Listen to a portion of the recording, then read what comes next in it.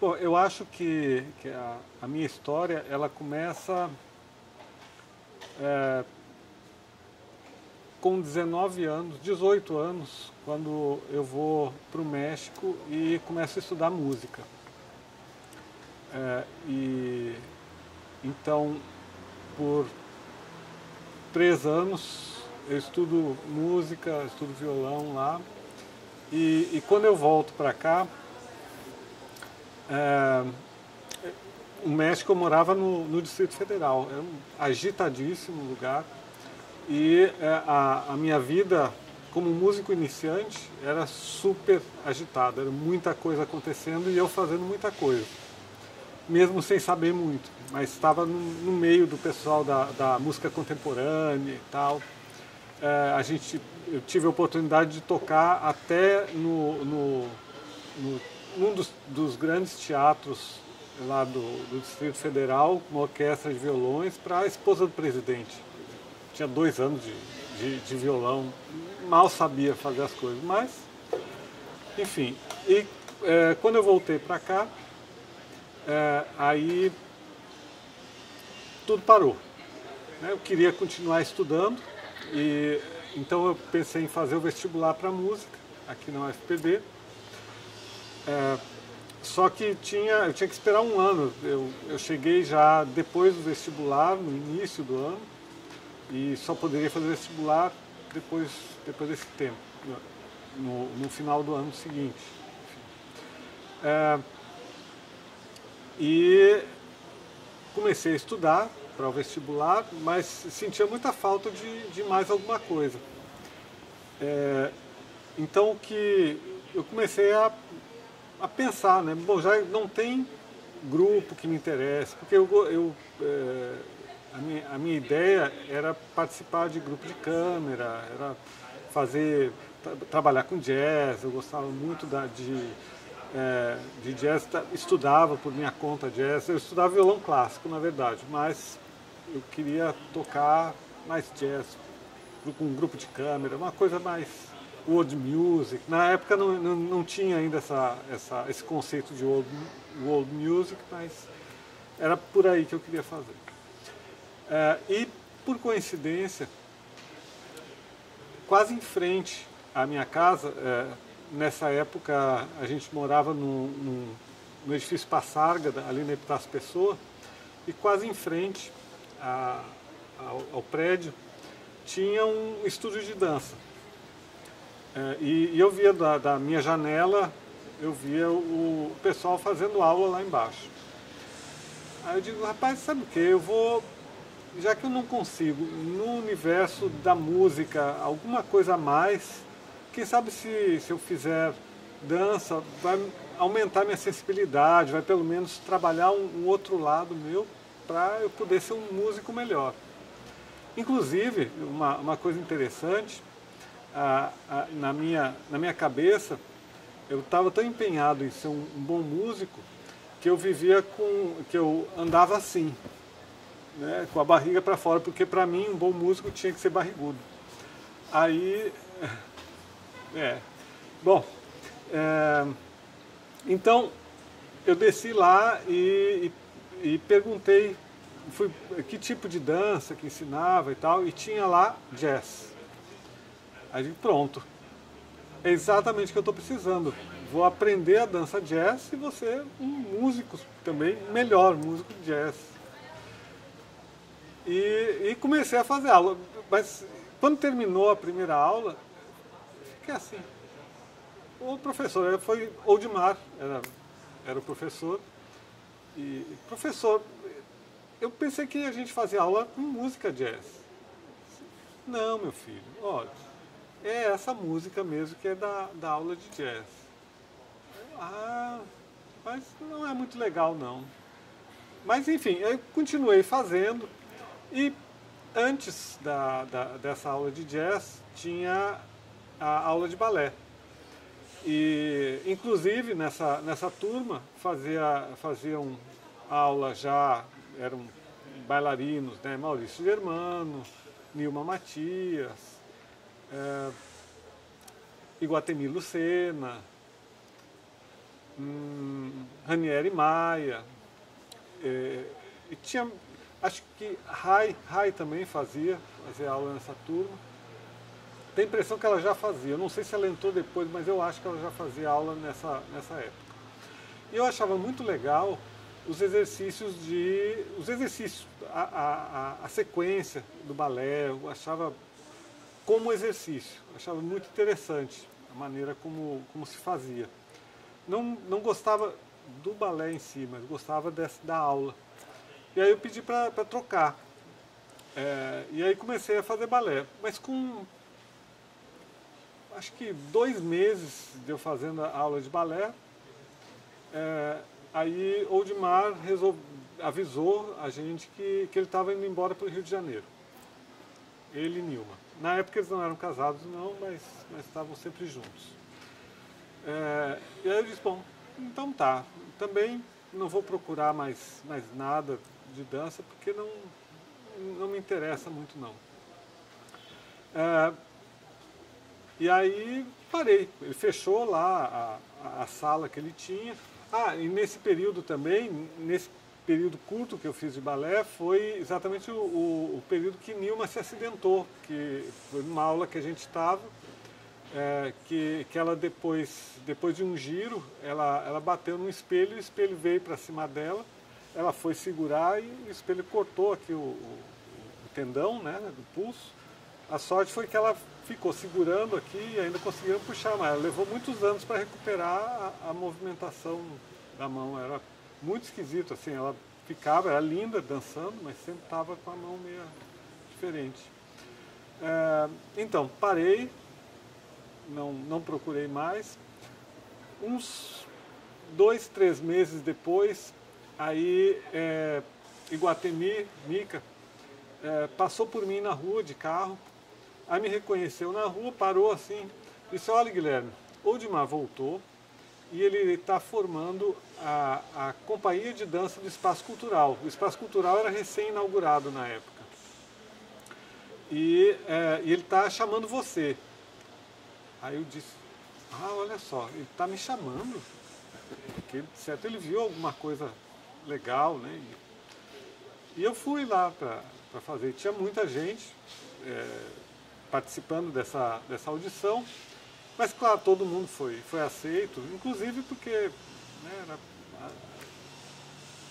não sei se desde o início não era bem isso, mas não foi bem isso. Tanto é que a gente nem ficou no espaço cultural, o grupo foi para uma academia que tinha no final da Beira Rio, agora já não existe mais essa academia. Não, perdão, no final da Rui Carneiro. E aí a gente trabalhou, montamos algumas coreografias lá nessa época. Acho que a primeira coreografia que eu dancei foi com a música Caçador de Mim, do Milton Nascimento. Depois ele montou mais alguma coisa também do Milton Nascimento. Na época a gente participou também do lançamento do filme Flashdance em João Pessoa, que foi no Clube Cabo Branco. E eu nunca me senti tão bicho na vida quando a gente foi dançar, porque o Clube Cabo Branco na época era o clube elegante. E os rapazes e moças que participavam, que andavam no Clube Cabo Branco, eram gente rica e da pior espécie. Né? Aquela coisa diferente. Enfim, mas quando viram bailarinos lindos como eu, assim, magrinhos, e fazendo debulés e giros e não sei o quê, com técnica de iniciante, claro, o pessoal ficava gritando. Olha, foi uma vitória a gente ter conseguido terminar a tal da coreografia do Flashdance. Mas foi uma experiência muito engrandecedora. Aí depois a gente foi trabalhar no teatro. O Oldmar conseguiu uma sala lá e eu não lembro se ele foi trabalhar no teatro ou ele usava a sala, isso eu realmente não lembro. Mas era a sala do Santa Rosa, era tudo aquilo que é a escola de dança era uma sala só. Era maravilhosa. E onde tem o paredão para o viaduto, eram janelas enormes. Assim, era maravilhoso. E o chão, o piso era todo de madeira também. Era a sala para fazer aula. Ainda bem mais comprida que larga, mas de qualquer maneira era muito bom. Então, trabalhamos lá, ainda montamos mais. Eu participei, a gente montou o Quebra-Nozes também, o segundo ato do Quebra-Nozes. Apresentamos em vários lugares, no teatro, no Paulo Pontes. Fomos para Natal também apresentar o Quebra-Nozes. Eu, na verdade, assim, eu realmente não curtia muito balé de repertório. Mas dançava, fazia...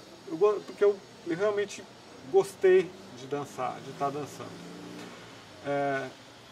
Paralelo com isso também, eu fui aprovado no vestibular aqui para música e comecei meu curso de música. Só que eu tinha muitas dificuldades com relação, principalmente ao meu professor na época. E assim, acabei me desestimulando bastante com a música, com o violão e tudo. E, por outro lado, a dança foi me dando muito mais ânimo. Eu curtia fazer dança. A música tinha um problema comigo também que me obrigava a ficar fechado no quarto, estudando horas. E com a dança não, com a dança a gente podia ficar horas dançando com outras pessoas, né?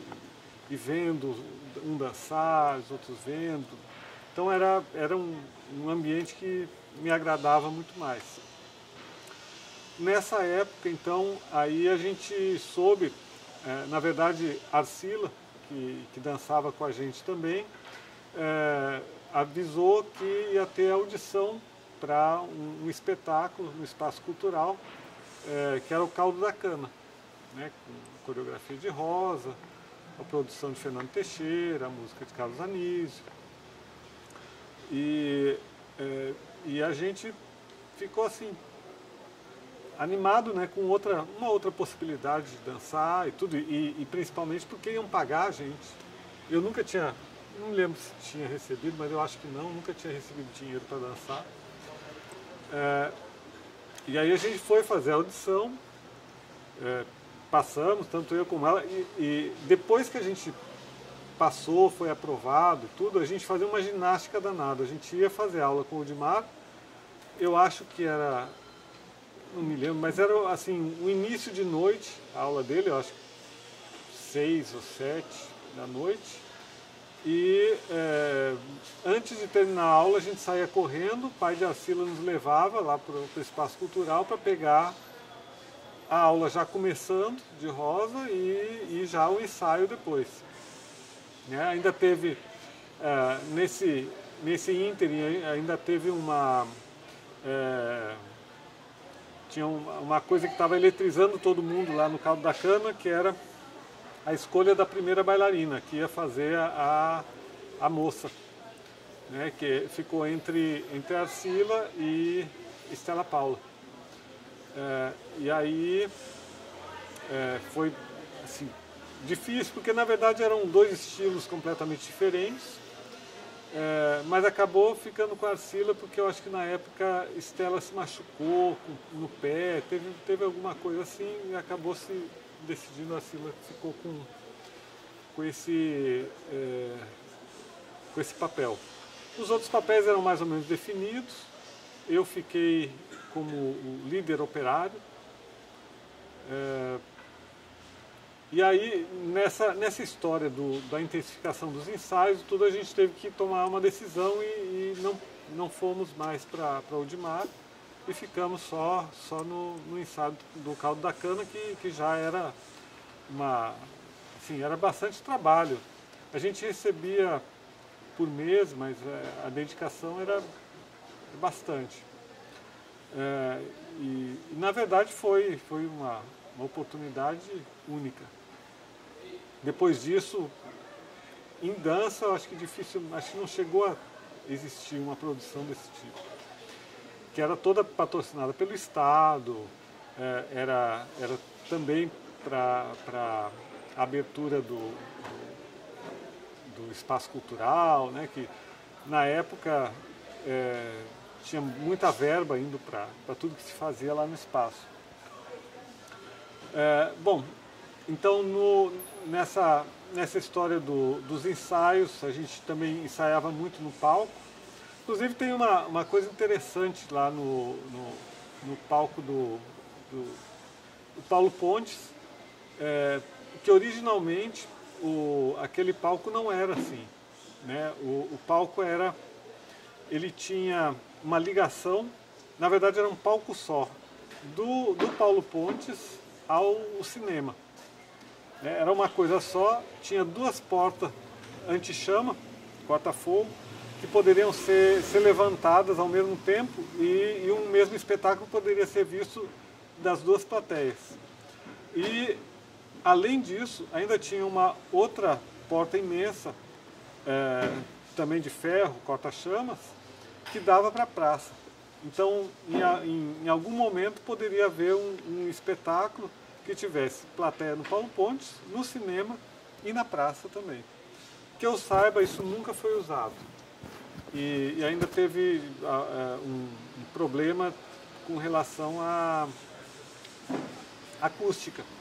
Porque, na verdade, o que acontecia no cinema se ouvia no teatro, o que acontecia na praça se ouvia no cinema e no teatro. Então era assim, uma lama. Por isso também que depois tiraram essas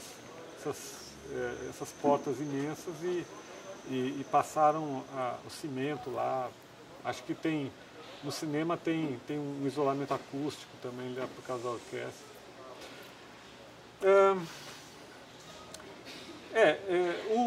O Caldo da Cana, então, ele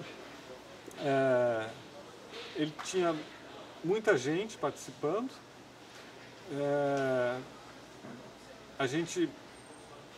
Nós levamos alguns meses ensaiando e apresentamos umas poucas vezes. Originalmente se pensava em apresentar com orquestra ao vivo, mas acabou que foi gravado, a orquestra foi gravada e a gente se apresentava com a fita. Na época também o Paulo Pontes tinha, sei lá, mais de 100 refletores de luz, era muita luz para se montar a luz.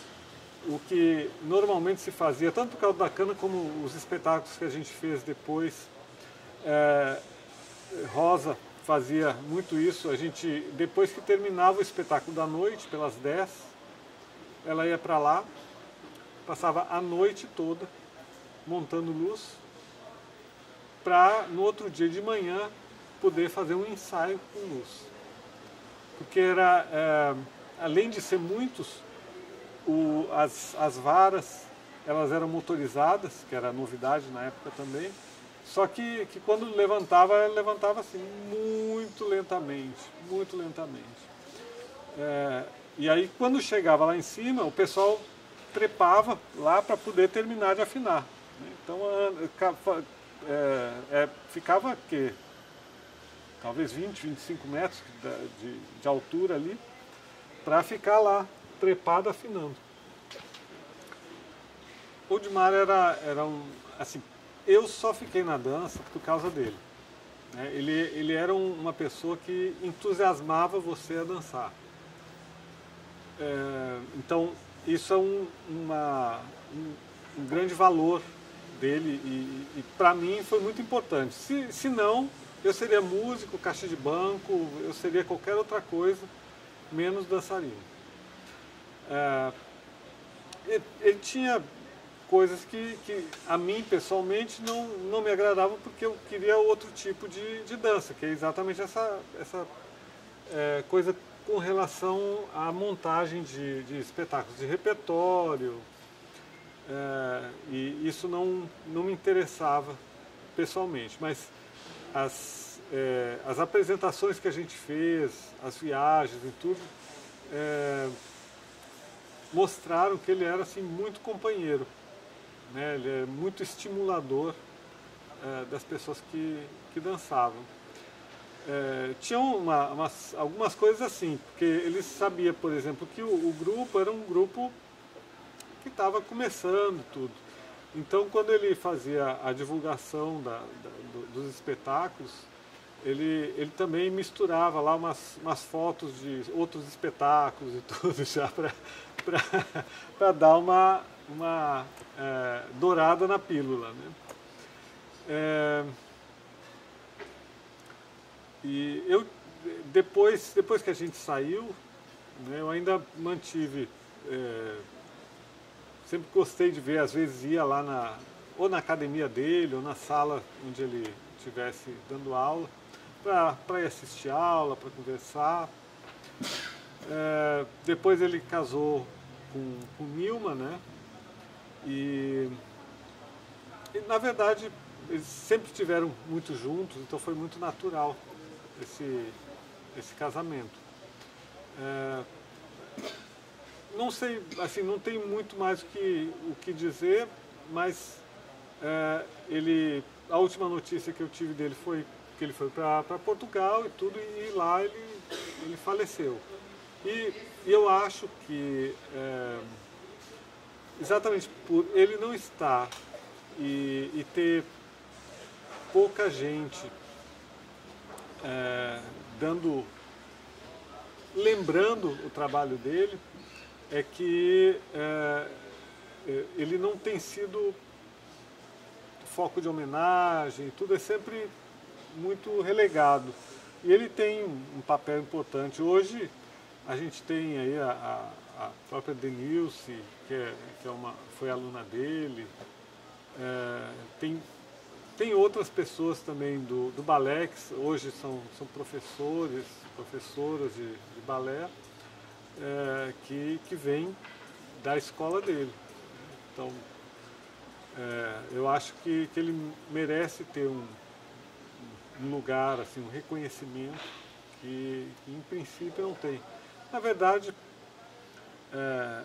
aqui a Paraíba, ela não reconhece, né? Isso é uma característica, não só da Paraíba, do Brasil, mas aqui especificamente não reconhece pessoas que fizeram alguma coisa que não seja política, né? Então, o reconhecimento é sempre para os políticos e nunca para as pessoas comuns, entre aspas, e que fizeram história aqui em outras áreas da nossa cultura, que não a política.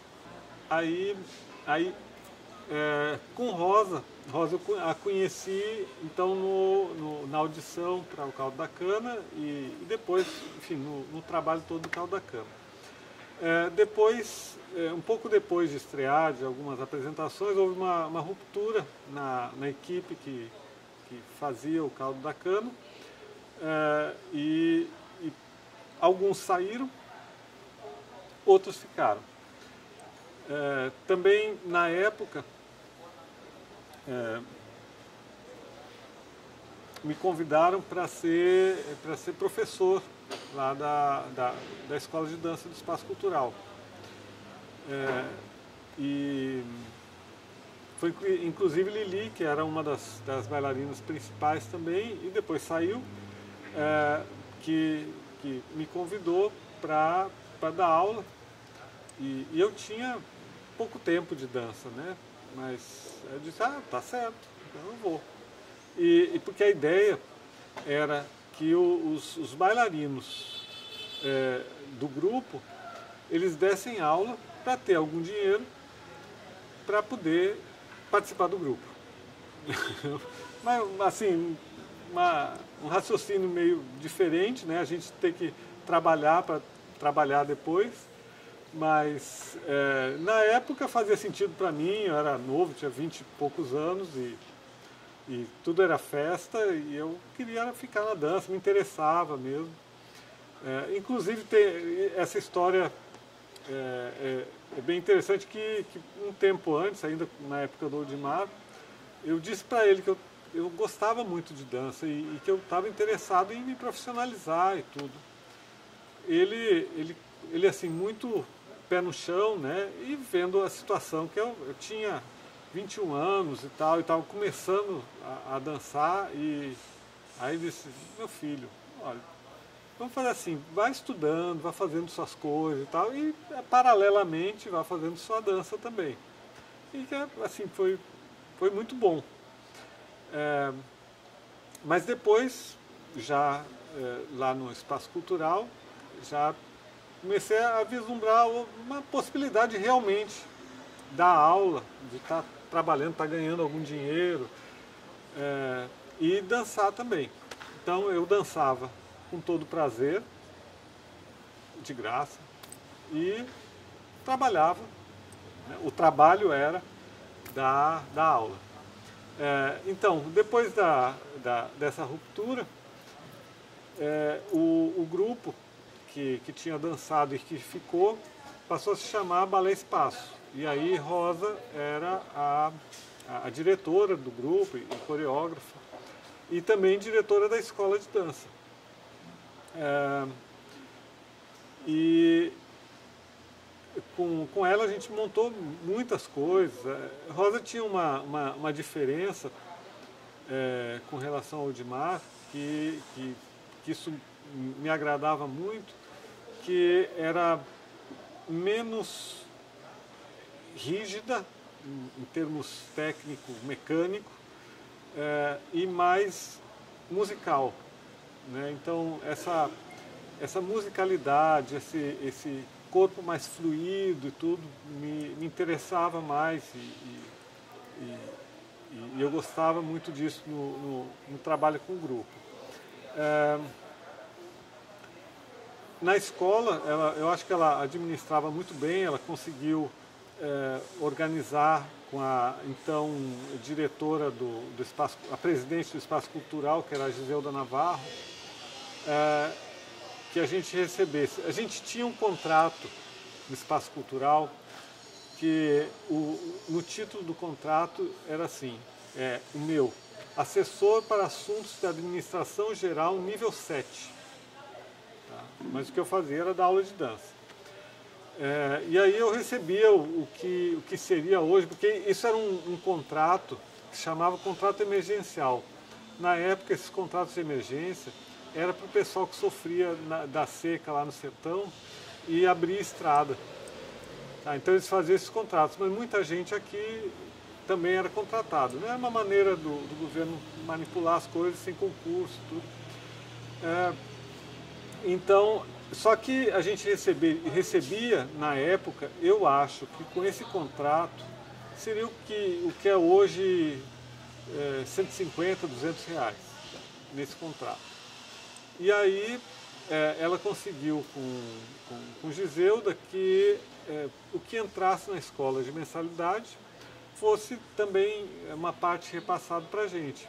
Então, para mim, eu recebia mais uns 300 reais, eu acho, fazia uns 500. Eu acho que eu chegava perto de um salário mínimo. Para mim, que morava na casa dos meus pais e só usava o dinheiro para minhas brincadeiras, estava ótimo. Então eu aprendi, dando aula, eu aprendi tanto mais sobre dança e aprendi a dar aula. E aí tinha os festivais, né? E claro que Rosa, ela nos orientava, não só a mim, porque tinha gente que tinha mais experiência com dança e que estava dando aula lá também, mas na verdade quase ninguém tinha experiência dando aula. Então Rosa, ela orientava bastante e ela tinha uma ambição que era transformar a escola de dança num curso técnico. E então ela organizou todo um currículo e tudo, tem programas de diversas disciplinas para fazer isso. que nunca aconteceu, não foi possível, as dificuldades eram muitas, mas ela nos orientava bastante em como dar aula e depois em como coreografar. Né? Quando chegou a época do festival, do primeiro festival, eu não tinha a menor ideia do que fazer com as meninas. Eu não sabia o que era coreografar. Não, parece meio bobo, mas realmente não me entrava, não encontrava a lógica. Né? Que lógica tem, que organização tem os corpos no espaço, como é que se faz.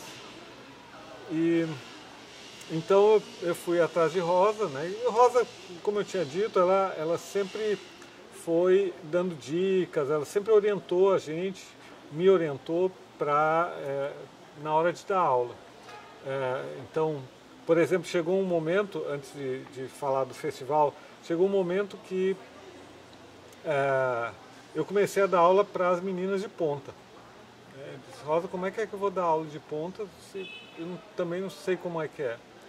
Aí ela, olha, é assim, os exercícios são esses, faça isso, devagarinho, isso, tal. Bom, com um ano eu tinha meninas dançando nas pontas. E isso já depois, a coreografia nas pontas e tudo, e nunca machuquei ninguém com as pontas. Né? Então, eu também sou bastante obediente, né, nas coisas. Eu não, principalmente sabendo nos riscos que tinha, começar a ensinar as meninas a dançar nas pontas. Né? Eu sempre fui, qualquer problema que tinha, eu corria para a Rosa. Rosa, como é que é isso?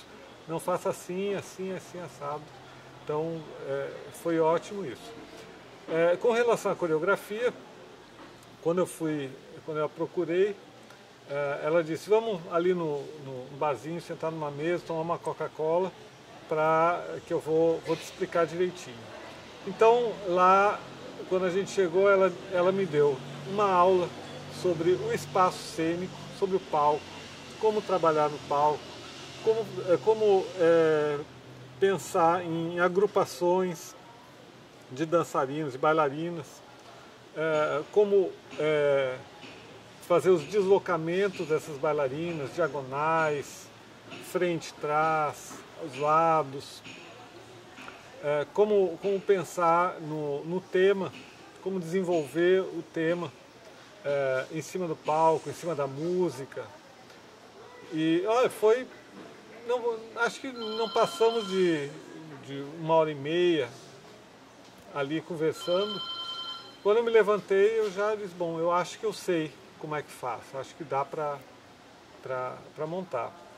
E foi legal, foi tranquilo, deu para montar. Claro que a coreografia ainda era bastante mecânica, né? Ainda essa coisa coreograficamente duro, né? Mas saiu, deu para fazer e Rosa sempre tinha essa história de fazer festivais sobre o mesmo tema, uma história.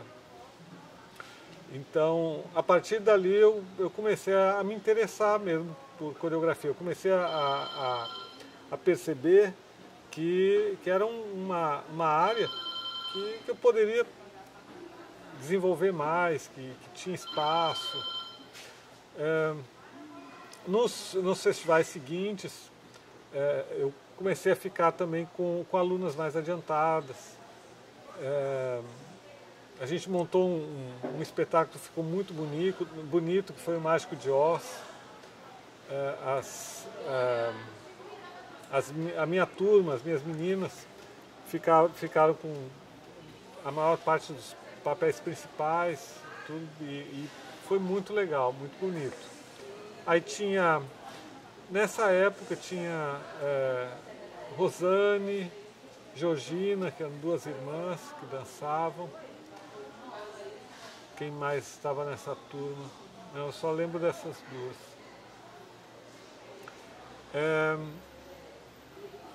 E Rosa era uma pessoa que sabia muito e dividia muito o que sabia.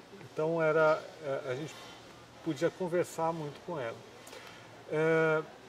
Depois a gente começou no grupo a montar outros espetáculos, até que, mas ela tinha uma coisa que isso me incomodava, que ela tinha o próprio ritmo, né? Então eu ainda hoje sou um pouco estrito com relação ao horário, eu chego na hora, é a aula, eu chego na hora e tal.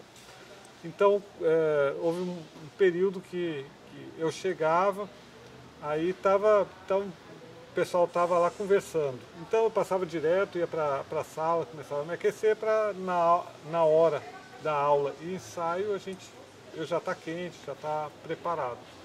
Mas isso demorava. A gente estava montando, nessa época, o Assim Caminha a Humanidade. Isso já foi bem depois, na época do Balé Espaço. Mas então, eu comecei a ficar muito incomodado com essa demora, essa história. E na época, então, a gente saiu, isso seria o quê? Seria anos 90, acho que início dos anos 90, talvez. Não. Início dos anos 90, 95, eu acho. E aí eu digo, não, eu não estou afim, eu quero sair. E aí saímos. Eu, Maurício, Rick Mala, Marcos Brandão e o menino que tá lá em São Paulo agora, que saiu, o loiro. Bom, depois eu lembro o nome dele. Então, eles... Arão, Carlos Arão. Então, Marcos, Arão, Maurício, eu, Rick Mala e Kátia, que depois foi com quem eu me casei depois. Então nós formamos o grupo, o Consequência Companhia de Dança. Consequência Companhia de Dança tinha 5 homens e uma mulher.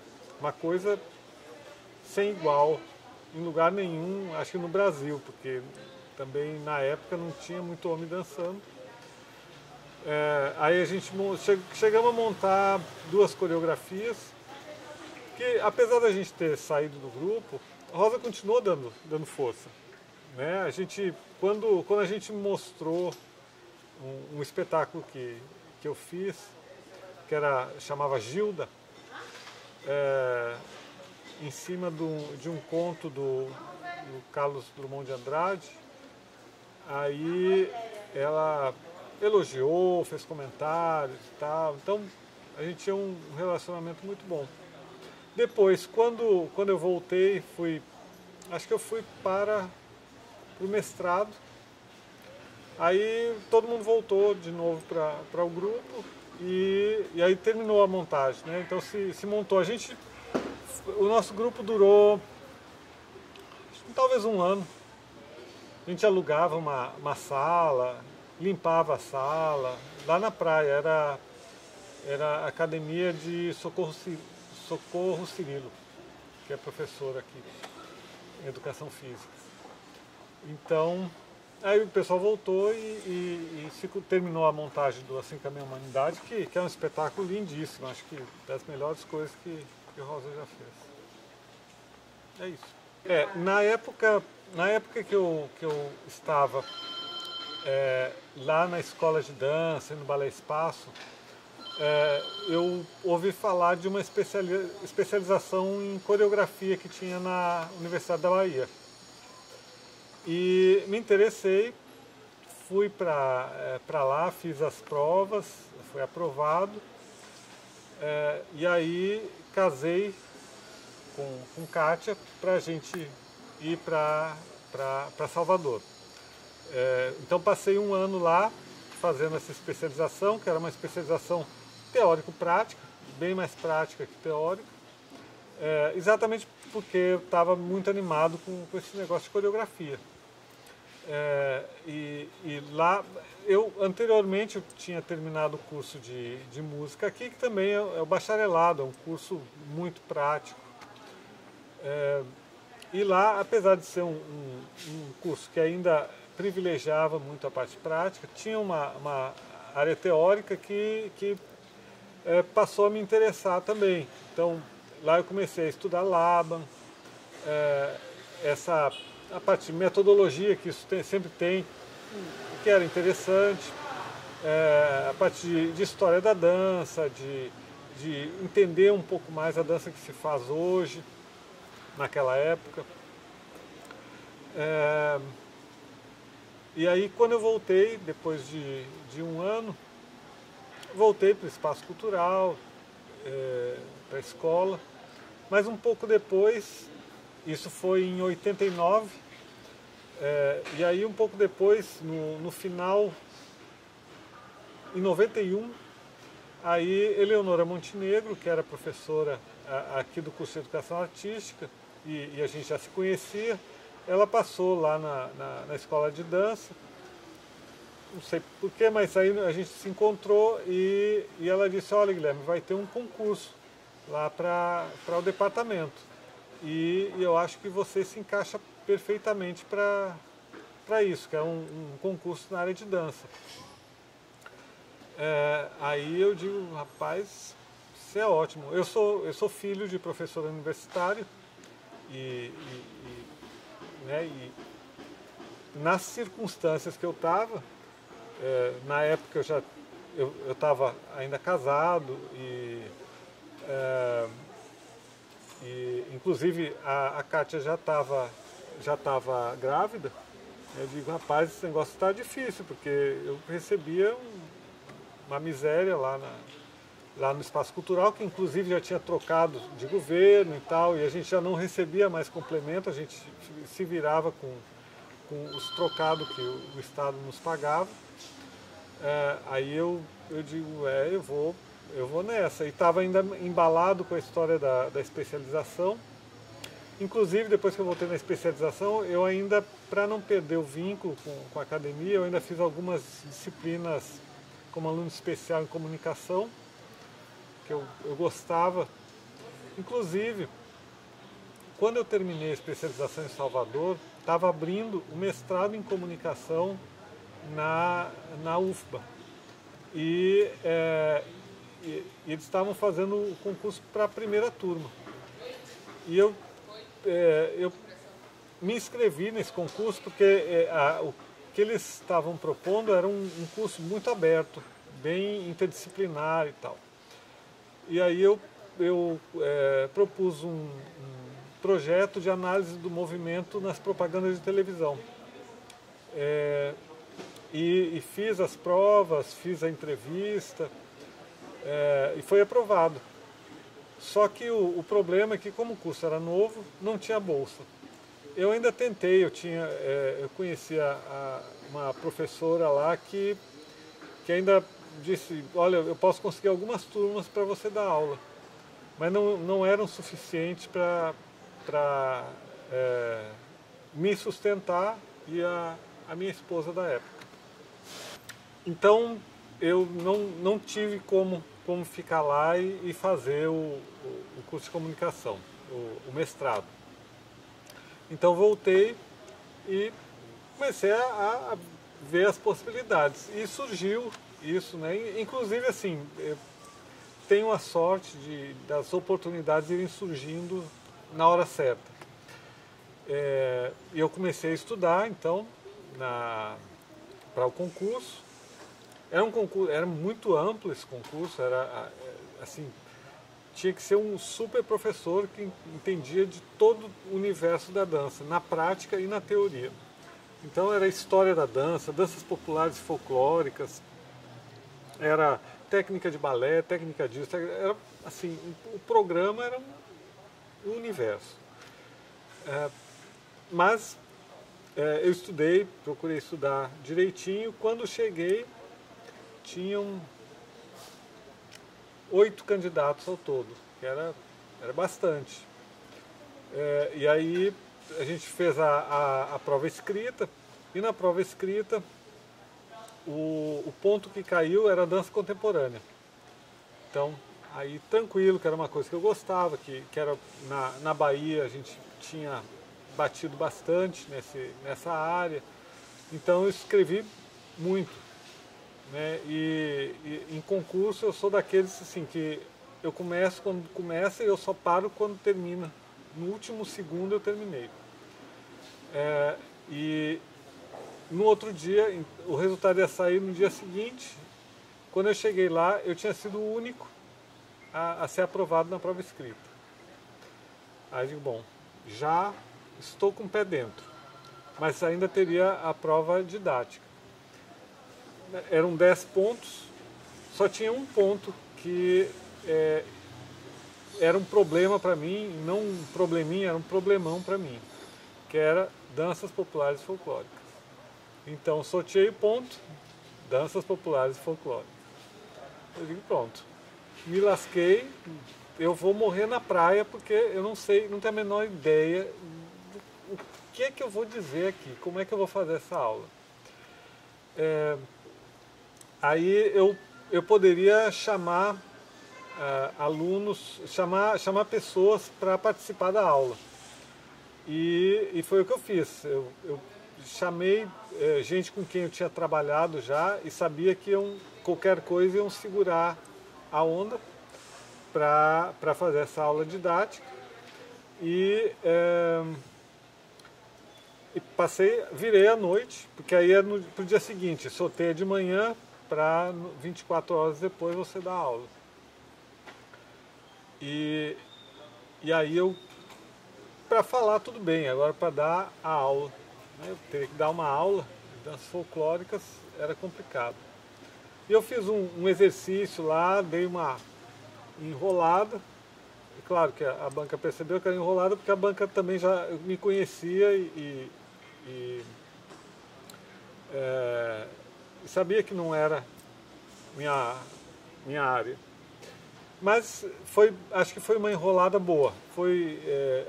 Porque a minha aula foi bem planejada, quer dizer, eu não gaguejei, não titubeei, não fiquei sem saber o que fazer, sabia o que estava fazendo, só não poderia fazer o que eu não sabia fazer. Então eu fui até o limite do que eu sabia. E fui aprovado com 7, que é aprovado do mesmo jeito, foi ótimo. Então, aí, imediatamente quando eu entrei, era o curso de Educação Artística, aí pediram para eu criar mais disciplinas, para eu poder me mexer mais no curso e tudo, porque na época tinha Yara Rosas, que era a professora de corpo, de dança e tudo, e Elvira Damorim, que também trabalhava principalmente na área de danças populares. Mas também em técnica de dança e tudo, ela dava aula. E eu aí criei disciplinas de balé, dança moderna, dança expressiva, assim, várias disciplinas desse tipo, coreografia, para me manter ocupado, né? Essa era a ideia. E um pouco depois eu criei uma atividade de extensão, não, era uma atividade de extensão, era a oficina de dança contemporânea. Então era um projeto de dar um curso de dança contemporânea, de fazer um grupo. E aí eu pedi ajuda para o CA, de Educação Artística, na época, e abri inscrições, fiz uma divulgação, cartazes e tal. Aí houveram mais de 100 inscritos para essa oficina de dança contemporânea. Isso foi em 92 para 93, talvez 1993. Claro que só para a aula só chegaram 50, o que já era também muita gente. Na época a gente tinha a sala verde e a sala preta, né? Mas eram outra sala verde e a sala preta. Essas duas salas ficavam no que hoje é o micro-ondas. Ficavam lá. E a sala preta, inclusive, era muito legal. Tinha uma arquibancada de madeira, tudo era Era toda preta, obviamente. O piso era de cimento, mas era um lugar muito aconchegante. As apresentações lá eram legais, era muito bom, muito boa aquela sala. E a sala verde era uma salinha menor, mas a gente dava aula lá. Então, depois de um ano, a gente terminou essa oficina com mais ou menos 40 pessoas, quase não houve deserção dos que começaram, e apresentamos um espetáculo chamado O Sonho de Espera, numa mostra estadual de teatro e dança, que foi simplesmente trucidada pelos jurados. Foi uma coisa assim, um dos jurados chegou e disse assim: eu esperava que a UFPB tivesse uma dança de melhor qualidade. Então, vocês imaginam a qualidade dos jurados também. Uma outra das juradas disse, disse, entre os dentes, essa coreografia é um caos. Bom, então vocês imaginam, não era isso tudo que eles diziam. Claro que não era também uma maravilha. Porque, enfim, todos estávamos começando no que estávamos fazendo, tanto os meninos, que a maioria nunca tinha feito dança, como eu, de lidar com esse tipo de situação, né? Eu só tinha coreografado em festival e coreografias pequenas, mas ser responsável por um grupo era uma outra coisa, era bem diferente. Enfim, isso coincidiu também com a minha saída para o mestrado, exatamente. Coincidiu com a minha saída para o mestrado, eu ia sair um pouco depois, eu esperei, na época eram 2 anos de período probatório, então foi terminando o período probatório, aí eu fui fazer o mestrado na Unicamp, o mestrado em artes. Eu já tinha tentado, antes ainda de entrar na universidade, eu tinha tentado esse mestrado, mas não tinha sido aprovado, porque é um mestrado muito concorrido, esse da Unicamp. Era na época, mas deve ser ainda. E aí dessa vez fui aprovado. A minha orientadora foi a Marília de Andrade, que é a filha do Oswald de Andrade, né, do escritor. E foi um período muito legal. Eu tinha recém me separado e fui então sozinho para o mestrado, o que também foi muito bom, porque eu pude me movimentar bastante. Eu passava o dia na universidade. Unicamp é um lugar maravilhoso para estudo, eu fazia aula de tudo, de artes marciais, fazia aula de tai chi,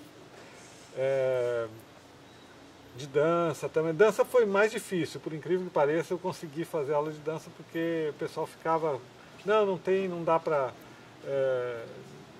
a turma tá cheia e tal, mas depois de um tempo eu consegui começar a fazer aula de dança lá também. O meu tema foi processo de criação e eu acabei, assim, por sugestão da orientadora, fazendo um estudo sobre o meu próprio processo de criação. Eu ia fazer um vídeo lá sobre isso, que acabou não sendo possível. Eu tive que voltar também por razões particulares, tive que voltar para cá. Paguei as disciplinas lá e o último ano eu fiquei aqui fazendo esse trabalho prático, que era a montagem do espetáculo, que se chamou Homem, e também ao mesmo tempo fazendo vídeo. Foi um pouco difícil também aqui o apoio da própria universidade, não foi o que eu esperava, mas acabou saindo. De volta aqui, eu aí fundei um outro grupo que se chamava Contem Dança. O Contem Dança aí já foi um outro momento da universidade. Eu fiz uma divulgação, mas também não foi tanta gente. A gente chegou a ter no Contem Dança 12 pessoas, mas em geral girava aí entre 5, 6, era mais ou menos o número de pessoas que trabalhavam no Contem Dança. O objetivo desse grupo era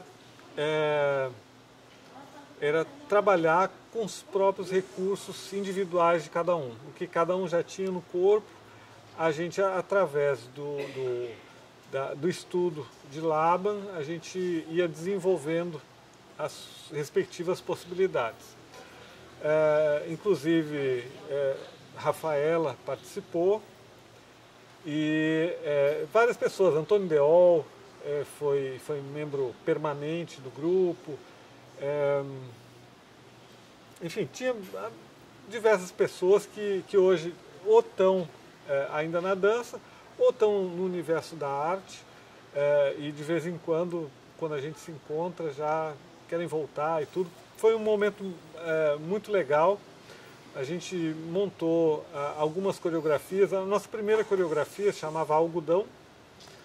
E em Algodão a gente trabalhou com música popular, com dança popular. Agora, o que eles tinham, eu mesmo, como eu disse para vocês, não era tanto minha praia, mas o tipo de enfoque que a gente estava dando era um enfoque bastante aberto com relação às técnicas. Então, eu não queria que ninguém tivesse uma técnica específica, mas que trabalhasse dentro do que tinha. Algodão a gente apresentou diversas vezes em diversos locais e a gente depois fez outras coreografias. Enfim, a gente trabalhou, foi um momento muito prazeroso de trabalho que acabou terminando, por um lado, quando eu saí para o doutorado. Mas aí ainda Rosa assumiu o grupo. Oi, claro. Rosa assumiu o grupo e levou ainda o grupo até 2006. Ainda manteve. Então o Contem Dança tem a fase mais de extensão mesmo, que foi de 99 a 2001, e depois uma fase mais de grupo mesmo, que chegou até 2006, até o iniciozinho de 2006, quando eu voltei do doutorado. A história do doutorado já é uma novela à parte, porque eu queria fazer um doutorado no exterior. E eu queria muito continuar estudando Laban. Então, o primeiro lugar que eu pensei era o Instituto Laban de Londres. Mas me falaram também de uma outra universidade, que era a Universidade de Surrey, porque o Instituto Laban, ele é vinculado, ele tem um vínculo com uma universidade de Londres, mas não é exatamente uma universidade. E a Universidade de Surrey já era realmente uma universidade que também oferecia possibilidades interessantes dentro do que eu queria fazer. Mas o que eu queria fazer? Eu queria, claro, alguma coisa relativa à coreografia. Na época, a gente estava aqui no Brasil já começando, assim, a internet já estava se popularizando. E eu fui das primeiras, eu juntamente com Valesca Picado, fomos das primeiras pessoas a fazer um site de dança. Eu acho que a nível de Brasil, das primeiras pessoas, mas do Nordeste, com certeza, dos primeiríssimos. E a gente, então, fez um site na internet e eu me interessava também por animações. Então, eu tinha alguns programas e fazia animações de dança. Na época, hoje em dia, se faz animações com flash, na época era a GIF animada. Então, dentro dessa história, isso também me interessava muito, como vincular a dança com a internet. E uma professora, inclusive da UFPA, ela chegou para mim e disse: olha, Guilherme, se você quer ir para o exterior com bolsa, você vai ter que fazer alguma coisa, ter um projeto que não possa ser desenvolvido no Brasil, senão não vão lhe dar uma bolsa para sair. Aí eu digo: bom, eu estou trabalhando muito com a internet e talvez eu pudesse pensar num projeto com dança e internet. Aí ela disse: eu acho que essa é uma área legal para você pensar. Então eu fiz o projeto e enviei tanto para o Instituto Laban como para a Universidade de Surrey.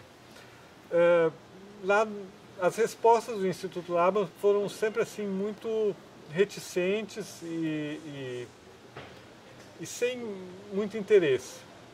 E a resposta da Universidade de Surrey sempre foram muito acadêmicas. E a diretora de pesquisa, que depois ficou sendo minha orientadora, fez algumas perguntas sobre o projeto, sobre o que eu pensava com relação a isso, com relação àquilo, como eu pretendia desenvolver o projeto. Eu respondi e rapidamente recebi a carta convite, né, que era necessário para a solicitação de bolsa. Então eu fiz a solicitação, eu fui passando pelas diversas etapas, e inclusive na entrevista, e ficou faltando só a prova de inglês, porque a gente tinha que apresentar o TOEFL ou o IELTS. E eu decidi fazer o TOEFL, e foi difícil, eu não sei se eu fiz 2 ou 3 vezes até conseguir passar, mas quando passei foi um gol, né? Fiz o gol. Quando eu recebi a resposta que eu tinha passado, já era a nossa passagem de ida. Então fui com a família. Na época já estava com família, já estava casado com Valesca, já tinha Gabriela, Marcelo e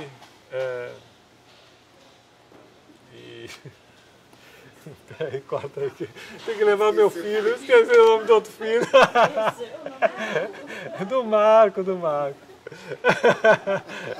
Ele já estava com família. Eu já estava com família. Se não, imagina só. Então, pode ir? Pode ir. Então, quando eu recebi a resposta do concurso do TOEFL, a passagem já estava carimbada, o passaporte já estava carimbado e foi só a gente arrumar as coisas. Na época eu já estava com família, a gente tinha o Marco, o Marcelo, Gabriela, e eu já estava casado com a Valesca também. Só que o Marco no fim não pôde ir, acabou ficando com a mãe dele, então fomos só nós, e foram 4 anos assim, de uma vivência maravilhosa. Você passar, eu já tinha morado os 3 anos no México, depois esses 4 anos na Inglaterra, que é outra coisa completamente diferente. Tive várias oportunidades lá de conversar com pessoas sobre o meu projeto, sobre como fazer melhor, e assim, isso já é uma novela à parte. Então me doutorei no final de 2005 e voltei aqui para a UFPB com outras ideias. Como disse para você, o doutorado foi na área de dança e tecnologias, originalmente dança e internet, depois lá eu fui mudando um pouco o projeto para que se transformou num projeto sobre software para coreografia. De volta aqui, eu fundei um grupo de pesquisa e trabalhamos, eu junto com alunos, nessa área por cerca de 2 anos, procurando principalmente software, programas de computador gratuito que se pudesse usar em coreografia. Foi muito legal e esse projeto ele nos levou para o que nós estamos fazendo atualmente, que é sobre videodança. Originalmente, o projeto de pesquisa sobre software para coreógrafo, ele tinha algumas características. Uma delas é que eu fazia o caminho inverso do que as pessoas que trabalham com dança e tecnologia fazem. Essas pessoas, elas frequentemente, normalmente, elas vão tentando vencer as barreiras do desenvolvimento tecnológico. Então vão atrás do último, captura do movimento, palcos inteligentes. E eu queria fazer o caminho inverso e procurar tecnologias acessíveis, o que as pessoas comuns poderiam usar para auxiliar no seu trabalho, principalmente de coreografia. O projeto de videodança, ele veio dessa história do software para coreógrafos. Como eu estava dizendo, o software, esse projeto, ele tinha essa característica de popularizar a tecnologia para a dança. A justificativa para isso é que a tecnologia era usada, e uma tecnologia acessível era usada em tantas áreas das artes, mas em dança não se usava. Então a gente pesquisou, a gente procurou esses programas gratuitos, a gente fez uma espécie de kit desses programinhas para passar. A gente fez algumas oficinas, mas assim, acabou não tendo uma grande repercussão, a repercussão que poderia ter. Eu acho que ele tem uma aplicação muito grande, principalmente na escola. Mas vai passar a ter quando as escolas aqui tiverem dança. Por enquanto tem oficinas, tudo. Então, no momento em que a gente tiver o nosso curso de dança, da licenciatura em dança funcionando, houver mão de obra e isso começar a atingir as escolas, então acho que pode ser o momento de recuperar, retomar essa ideia e colocar isso para funcionar na escola. Nas oficinas que a gente deu, inclusive quando tinham crianças, tinha uma coisa muito legal, porque os meninos, eles aprendem desde pequeno que dança não é para eles. Eles têm que fazer judô, o karatê, o jiu-jitsu. E as meninas têm que fazer dança. Mas só que quando você trabalha com um computador e usa isso para que eles se mexam e criem coisas, os meninos começaram a achar interessante. Fazer, assim, era muito legal, eles gostavam. Então, às vezes, tinha lá as figuras, a gente trabalhava com animação e tudo, e aí eles já começavam a botar música e eles começavam a dançar, interagir junto com a imagem, tudo era muito legal. Um dos aspectos desse projeto era o uso da webcam como uma forma de registrar ideias coreográficas e usar essas ideias dentro desse processo. Na época, as meninas que trabalhavam comigo, elas ficavam também viajando muito com a história da câmera, de fazer efeito disso, daquilo, daquele outro. Aí eu pensei, não, isso pode ser uma deixa legal para a gente começar a trabalhar nessa área de videodança.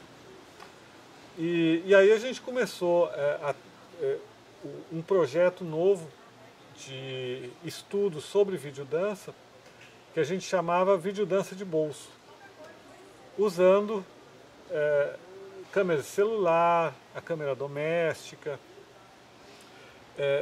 Por quê? Porque isso é uma maneira de você desburocratizar o vídeo e fazer com que qualquer pessoa se sinta capaz de produzir alguma coisa, de colocar uma ideia como imagem.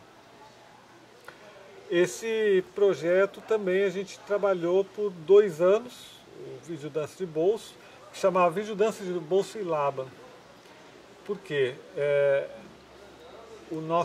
A nossa metodologia de trabalho com a câmera era usando os fatores do movimento de Laban principalmente.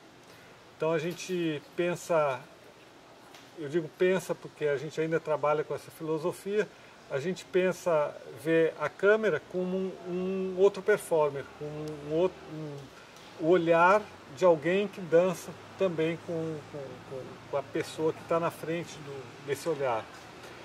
E a gente vê também a edição como parte dessa dança. O mundo do videodança é um outro universo, é um universo à parte. Não tem como a gente dizer que videodança é isso ou videodança é aquilo. Tem milhões de possibilidades e o que mais as pessoas fazem nos festivais de videodança é colocar em xeque exatamente os possíveis conceitos que se tem de dança. Então a gente tem, dentro do nosso grupo de pesquisa e do nosso trabalho, a gente tem esses parâmetros como videodança. Então, a gente trabalha com Laban no que a gente chama nessas 3 dimensões da produção do vídeo, que é essa dimensão presencial, a dimensão do que é capturado pela câmera e a dimensão do que é possível fazer na pós-produção, na edição e pós-produção. E tudo isso relacionado a partir dos fatores do movimento de Laban. Na verdade, é mais difícil do que parece. Eu sei que parece difícil, mas é ainda mais difícil. Porque na prática, a gente muito pouco a pouco, a gente está conseguindo lidar com essa filosofia.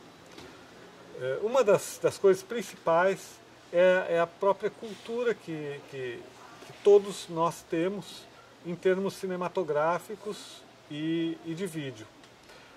A gente tem uma cultura hollywoodiana de cinema e o vídeo é da televisão e videoclipe. E isso influencia em tudo que a gente faz, né? Tanto nas ideias para a produção de vídeo, como na própria manipulação dessas ideias. Então é muito difícil mesmo para mim lidar com isso. E a gente vai tendo vitórias pequenas nas produções que a gente vem fazendo. Então, durante 2 anos a gente trabalhou com o projeto de videodança de bolso e agora, mais recentemente, a partir de 2011, aí eu dividi esse projeto de pesquisa. Então, criei uma atividade de extensão, um grupo chamado de Contemdança 2, como uma espécie de continuação diferente do antigo Contemdança. E ao mesmo tempo, em paralelo, a gente tem um projeto de pesquisa teórica. Esse projeto de pesquisa teórica, então, ele é mais voltado para observação e análise dos vídeos e para a produção teórica em si, em termos de história da videodança, em termos de definição. A gente fica buscando uma maneira de definir sem encaixotar a videodança, para poder lidar também com tudo que é proposto nesse universo da videodança. No Contemdança 2, a gente está desenvolvendo uma sistemática de trabalho corporal em relação à câmera. Essa sistemática, baseada em Laban, ela não tem, a gente já teve gente da área de vídeo conosco. Mas a ideia é, de um lado, redescobrir a roda com todos os prós e contras que isso tem, é um risco, e de outro é ter liberdade para redescobrir a roda. Isso vai dando para a gente uma consciência muito grande. Então não é uma pessoa de uma área que está dizendo como a gente tem que fazer. A gente está encarando a produção da videodança como uma produção de dança. Então, essa produção de dança, para quem vê em termos de linguagem de vídeo, pode ser primária. Mas para quem vê do lado da dança, a gente está abrindo um espaço que a dança não tinha.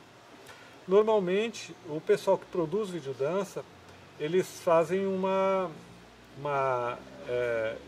eles interagem, os coreógrafos interagem com videastas. A gente quer que todos façam uma coisa só, ou que uma coisa só seja produzida por todos. É claro que a gente tem pessoas no projeto quando começou.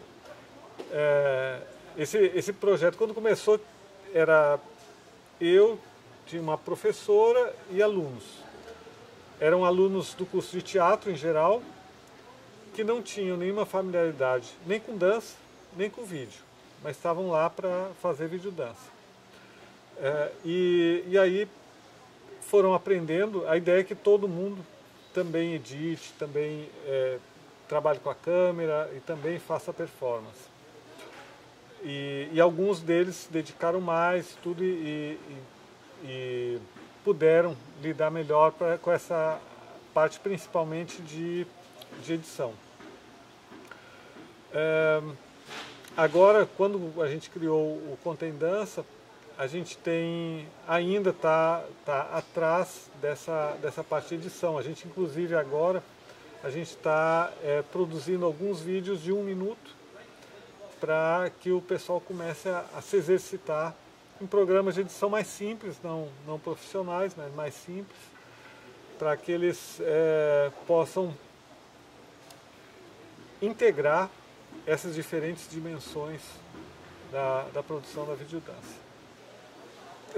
Na época que eu dançava com o Odimar, aí começaram a aparecer os festivais, as mostras de dança aqui da UFPB, que eram produzidas pela Iguatemi Lucena.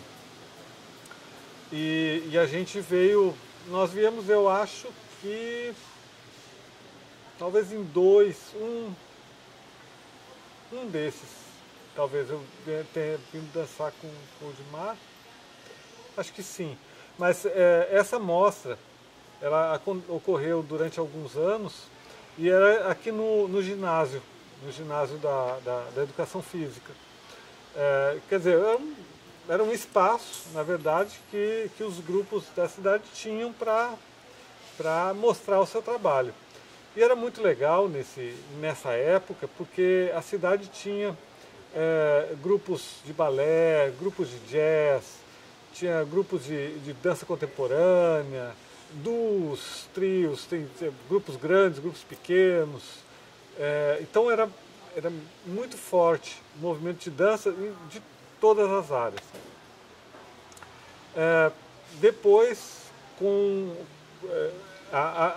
essa mostra da UFPB se associou com o SESC e aí ainda houveram, acho que umas 2 ou 3 edições com o SESC, inclusive depois foi para Santa Rosa e tal. Mas depois se acabou. Aí o que foi muito, muito bom foi a ideia do FENARTE e da mostra estadual. Foi meio que o que sucedeu essas mostras da UFPB e do SESC foi o FENARTE e a mostra estadual. No FENARTE, eu não lembro se chegou o que veio primeiro, mas eu acho que foi o FENARTE. O FENARTE começou era no Teatro Paulo Pontes e no hall do Teatro Paulo Pontes. A primeira versão do FENARTE foi isso. E aí eu apresentei, na época a gente ainda estava com a escola de dança do Espaço Cultural, apresentei um trabalho com um grupo que eu tinha lá, que era o Balé do Porão, e também apresentei um solo. Na época o Collor de Mello tinha recém-saído, foi mais ou menos nessa época, e eu fiz um solo homenageando, entre aspas, o Fernando Collor de Mello. E foi legal, não tinha muita gente, relativamente ao que se tornou depois. Que o FENARTE saiu do hall do Paulo Pontes e teatro para tomar o espaço cultural todinho, e já teve anos que inclusive envolveu o Teatro Santa Rosa e tudo, cresceu muito.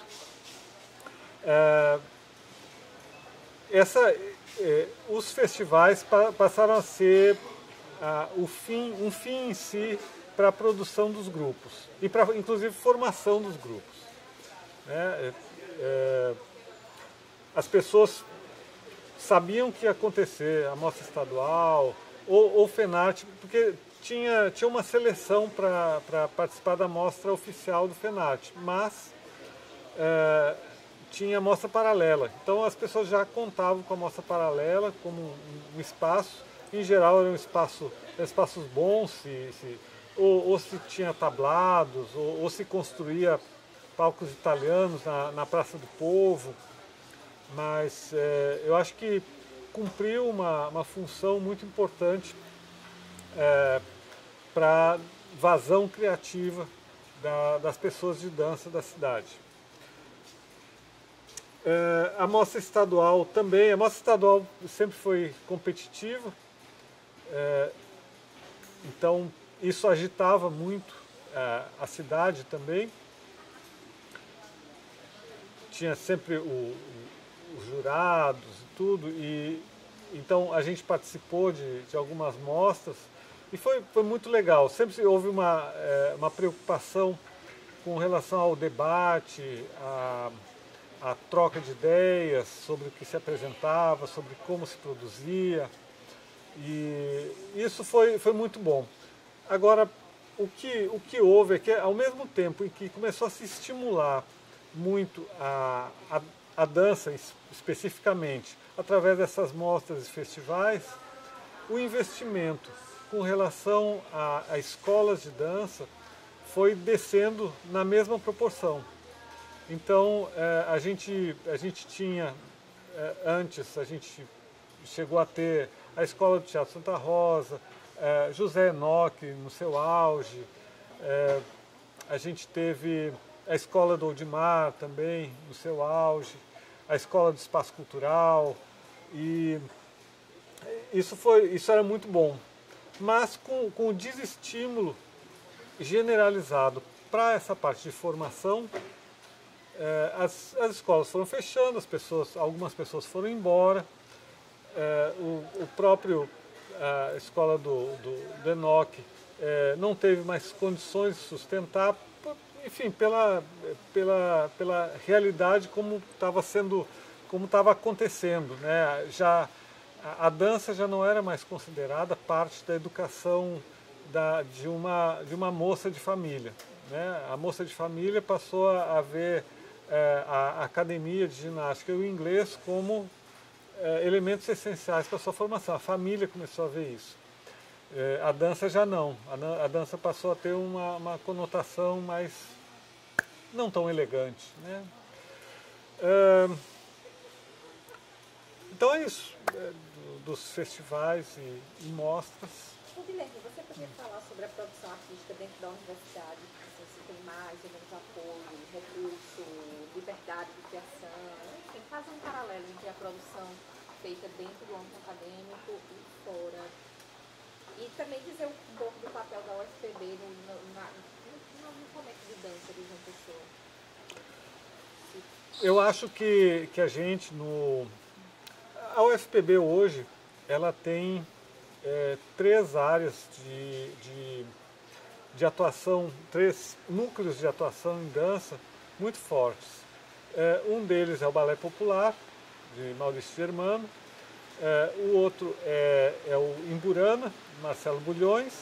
E o outro, acredito eu, é o NEP Cênico, que eu coordeno, onde a gente não é exatamente um grupo de dança, como eu disse, o Contém Dança 2, ele é um grupo de videodança, mas a gente trabalha, então continua trabalhando com dança, mas de uma maneira um pouco diferente.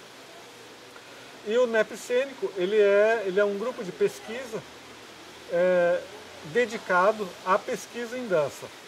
Então eu, pessoalmente, eu desenvolvo essa área da dança e tecnologia, videodança, mas a gente tem também o trabalho da Valéria Vicente, que é direcionado a um levantamento histórico da dança na cidade.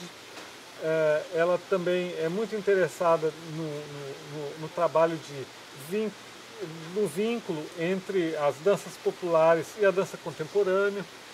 Então a gente no NEP Cênico, a gente tem um papel diferenciado nesse sentido de estar preocupado mais com a pesquisa e com a experimentação. Os outros dois grupos, eles são grupos mesmo de atuação, de irem para o palco, de irem para a rua para se apresentar. Então eu acho que a gente na UFPB, a gente tem um papel importante na cidade. E esse papel ele tende a aumentar com a criação do curso de dança, do curso de licenciatura em dança, que, se tudo correr bem, vai abrir no ano que vem. A gente está fazendo as correções finais no projeto, já de comum acordo com a Pró-Reitoria de Graduação, e já vai seguir os trâmites para ser aprovado.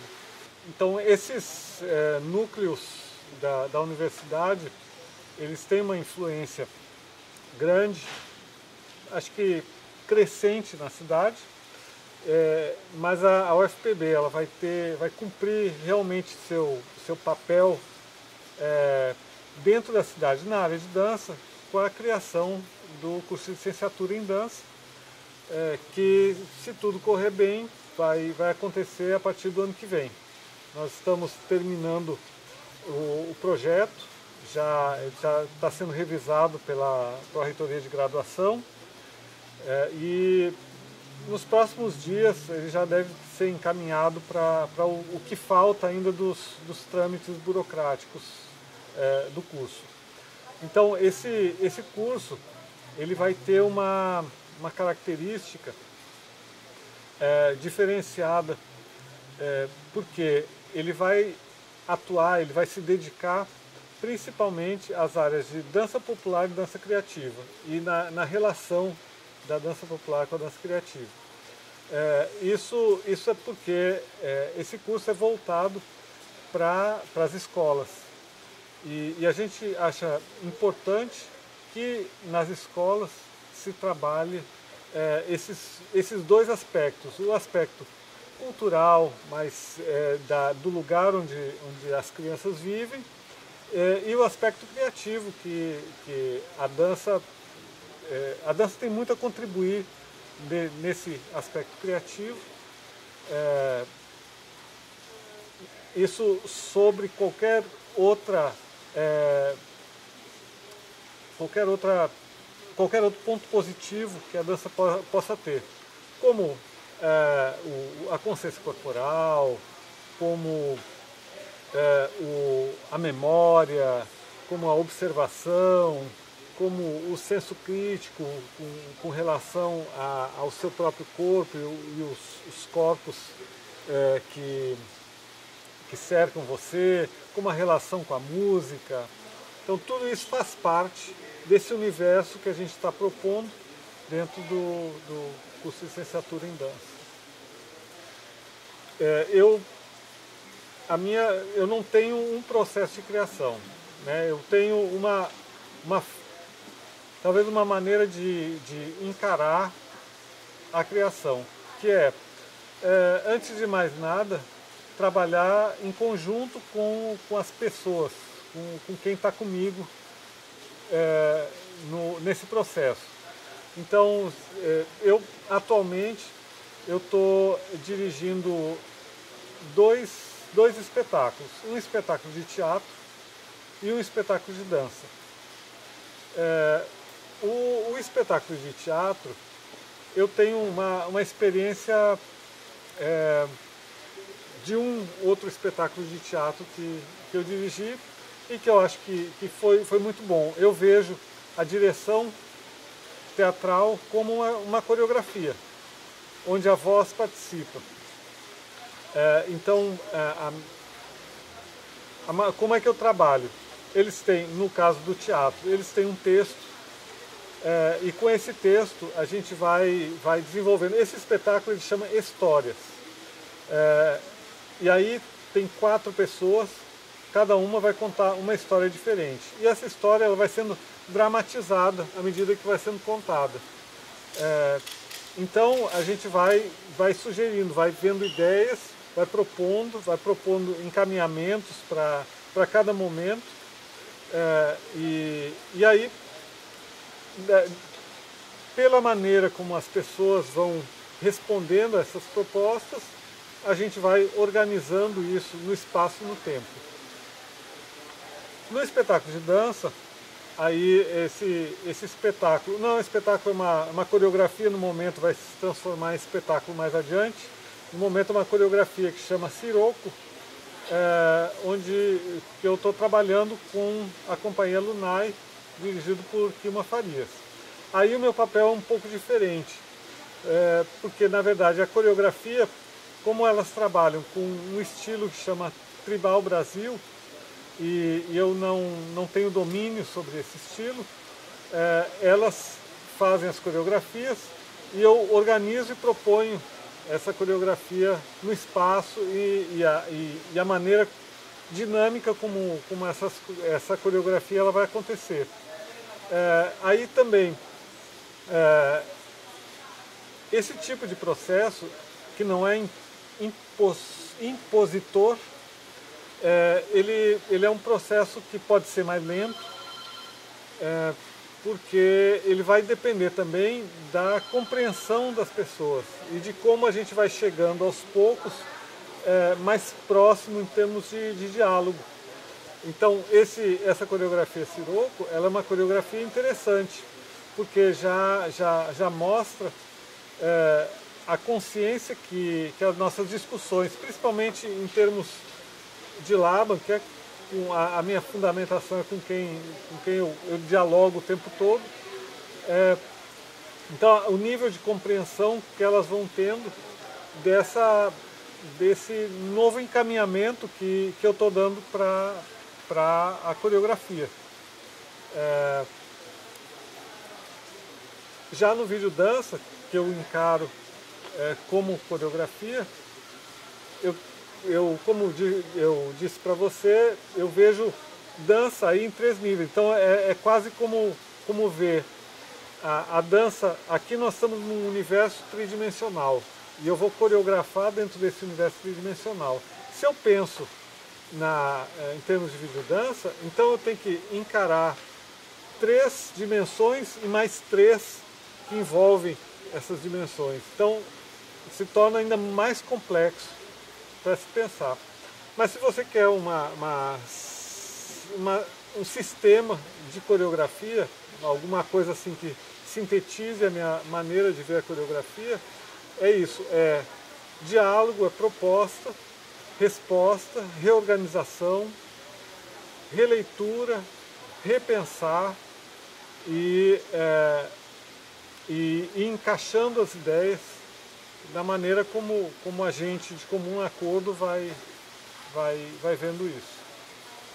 Da dança ser arte. Na verdade, essa é uma questão que eu faço para todos os meus alunos. Mas eu faço para eles porque eu não sei responder. Aí só para ver o que eles dizem, porque aí pode ser que eu aprenda a responder melhor. Mas A arte para mim, a gente estava conversando agora há pouco, a arte para mim é uma forma de... São formas de questionar.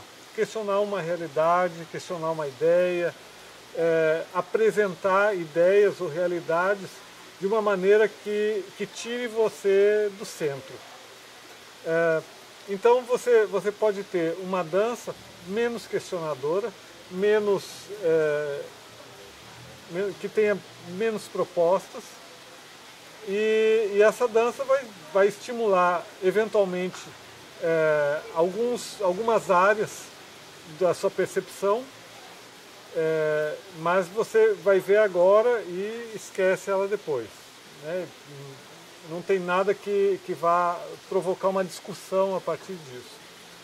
À medida em que ela vai sendo mais propositora, questionadora, debatedora, ela vai provocando em você outras reações. E às vezes a gente pode reagir em algum espetáculo de dança de maneira negativa. Isso não quer dizer que o espetáculo seja ruim. Eu já saí assim, muito brabo de um espetáculo de dança. Mas isso não quer dizer que ele fosse ruim, né? Pensando depois, eu vou dizer, não, mas isso é uma maneira de lidar com isso. Não a minha maneira, mas a maneira que esse grupo encontrou de lidar com essa questão, de lidar com essa realidade. Então, eu acho isso, que a dança como arte, ela questiona, ela provoca, e essa provocação necessariamente não é uma provocação gostosa. Pode ser uma provocação que não seja tão gostosa. Isso não vai fazer dessa dança, desse espetáculo, ele ser ruim, né? O espetáculo ruim é aquele que não consegue, que pode ter um projeto ruim, um projeto bom, mas não é bem executado. Ou pode ser tudo ruim, ou pode ser bem executado e ter um bom projeto, e aí ele passa já a ter um outro nível de compreensão, né, para a plateia, para quem assiste. Não, olha, eu falaria de... Eu acho que 3 trabalhos que eu estava presente de alguma forma. O primeiro é o Caldo da Cana, que me deu uma consciência profissional enorme e me abriu as perspectivas para trabalhar com dança. E foi uma oportunidade muito legal de me fazer intérprete, de me fazer dançarino. Isso, eu só tenho a agradecer a Rosa essa oportunidade. Depois, um espetáculo que chamava Sai do Meio, que foi com a Paraíba Companhia de Dança. Esse eu inicialmente só ia dirigir e coreografar, mas acabei de última hora, porque um dos dançarinos abandonou o espetáculo há 2 semanas de estrear, depois a gente trabalhar 1 ano. Aí 2 semanas antes disse que arrumou um emprego e que não ia poder continuar. Aí eu tive que entrar no espetáculo. Beleza. Então eu tive que entrar no espetáculo mesmo sem querer. Mas foi muito legal esse espetáculo. Até hoje a gente, o grupo, quando se reencontra, conversa sobre ele, a gente planeja fazer uma reedição desse espetáculo. E foi importante para mim por ser pelas pessoas que faziam parte do espetáculo, que eram muito boas, também pelo processo que a gente teve, esse processo de quase 1 ano, muito legal, e pelo resultado em si, e pela oportunidade também de eu acabar dançando mesmo sem estar na minha melhor forma física, mas foi muito bom. Pena que também foi um espetáculo que não foi apresentado muitas vezes.